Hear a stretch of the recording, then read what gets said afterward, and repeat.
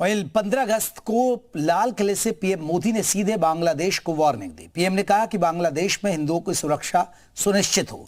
तख्ता पलट के साथ हुई हिंसा में बांग्लादेश के हिंदुओं को जानबूझकर निशाना बनाया गया, जिसके बाद भारत की तरफ से एक बार फिर बांग्लादेश को सलाह दी गई कि लाल किले से भाषण में हिंदुओं की बात करके भारत ने डिप्लोमेसी का कौन सा सबक ढाका को याद दिलाया।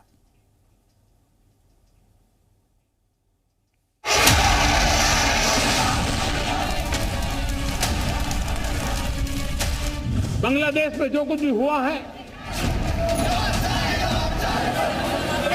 मैं आशा करता हूं कि वहां पर हालात जल्द ही सामान्य होंगे।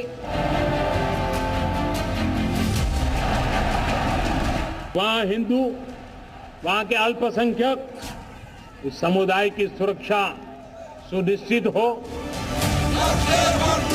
पिछले 10 दिनों में दिल्ली से ढाका को हिंदुओं की सुरक्षा के लिए 2 डायरेक्ट मैसेज मिले। दोनों संदेशों में बांग्लादेश के हिंदुओं और मंदिरों पर हमले की बात हुई, जिन्हें तख्ता पलट के बाद सबसे ज्यादा टारगेट किया गया।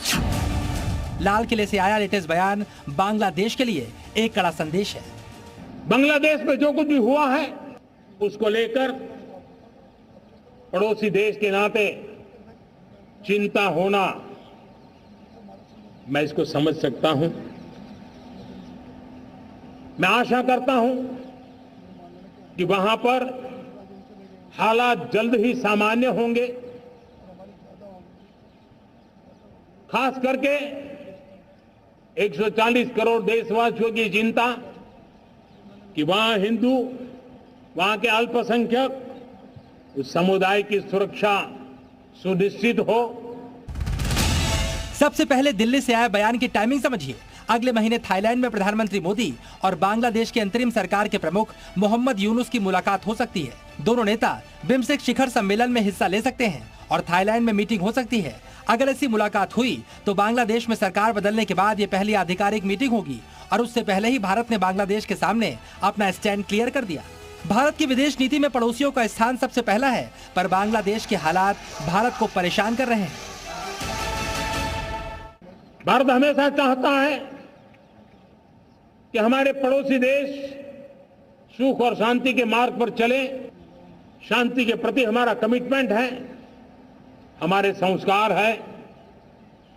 हम आने वाले दिनों में बांग्लादेश की विकास यात्रा में हमेशा हमारा शुभचिंतन ही रहेगा, क्योंकि हम मानव जाति की भलाई सोचने वाले लोग हैं। डिप्लोमेसी में ऐसी भाषा का इस्तेमाल कड़ा संदेश देने के लिए किया जाता है। वैसे सच्चाई यह है कि बांग्लादेश अपनी ज्यादातर जरूरतों के लिए भारत पर निर्भर है। बांग्लादेश की टेक्सटाइल इंडस्ट्री हर साल करीब 4 लाख करोड़ रुपए का एक्सपोर्ट करती है और बांग्लादेश के लिए विदेशी मुद्रा कमाने का यह सबसे बड़ा जरिया है। हालांकि बांग्लादेश की टेक्सटाइल इंडस्ट्री में करीब 25% कंपनियों के मालिक भारतीय हैं और टेक्सटाइल के लिए कॉटन के मामले में भी बांग्लादेश पूरी तरह से भारत पर निर्भर है। यानी भारत का मैसेज ध्यान से सुनने और उसे फॉलो करने में बांग्लादेश का भी हित है। प्रधानमंत्री मोदी ने अंतरिम सरकार का कार्यभार संभालने के बाद मोहम्मद यूनुस को बधाई दी थी और हिंदुओं की सुरक्षा तय करने के लिए कहा। इसके बाद 13 अगस्त को मोहम्मद यूनुस ने बांग्लादेश के ढाकेश्वरी मंदिर में जाकर हिंदुओं को भरोसा देने की कोशिश की। हालांकि आज ढाका से आई तस्वीरों में हालात डावाडोल दिख रहे हैं। ढाका की सड़कों पर छात्रों और शेख हसीना के सपोर्टरों के बीच झड़प हुई। बांग्लादेश में अब तक 15 अगस्त को राष्ट्रीय शोक दिवस मनाया जाता था, क्योंकि साल 1975 को इसी दिन शेख मुजीबुर रहमान की हत्या कर दी गई थी। लेकिन अंतरिम सरकार ने आते ही 15 अगस्त की छुट्टी को रद्द कर दिया। फिलहाल लाल किले से वार्निंग मिलने के बाद ढाका का माहौल बदल सकता है और बांग्लादेशी हिंदुओं पर भारत की गंभीरता का असर जल्द दिख सकता है। ब्यूरो रिपोर्ट, जी मीडिया।